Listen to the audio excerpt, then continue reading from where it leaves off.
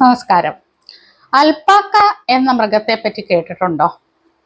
ഞാനും കേട്ടിട്ടുണ്ടെങ്കിലും കണ്ടത് ആദ്യമായിട്ടായിരുന്നു. UK ട്രിപ്പിനിടയിലാണ് ഞാൻ അൽപ്പാക്കയെ കാണാനിടയായത്. അവിടെ ഒരു ഗോഡ്സ്റ്റൺസ് ഫാം എന്ന ഒരു പ്രൈവറ്റ് ഫാമിൽ പോയപ്പോൾ ധാരാളം മൃഗങ്ങളെ കാണാൻ പറ്റി. വളരെ നല്ല മനോഹരമായ രീതിയിൽ അവരതിനെ കാത്തു സൂക്ഷിച്ചിരിക്കുന്നു. അപ്പോഴാണ് അവിടെ വെച്ചിട്ടാണ് അൽപ്പാക്കയെ കണ്ടത്. ഇതാണ് അൽപ്പാക്ക. മനുഷ്യൻ ഇണക്കി വളർത്തുന്ന ഒരു ജീവിയാണ് അൽപ്പാക്ക.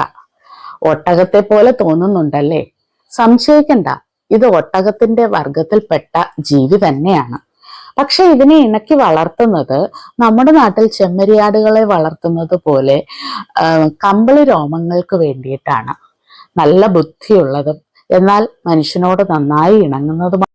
ഏകദേശം 50 കിലോയ്ക്ക് അടുത്തേ ഭാരം വരുള്ളൂ.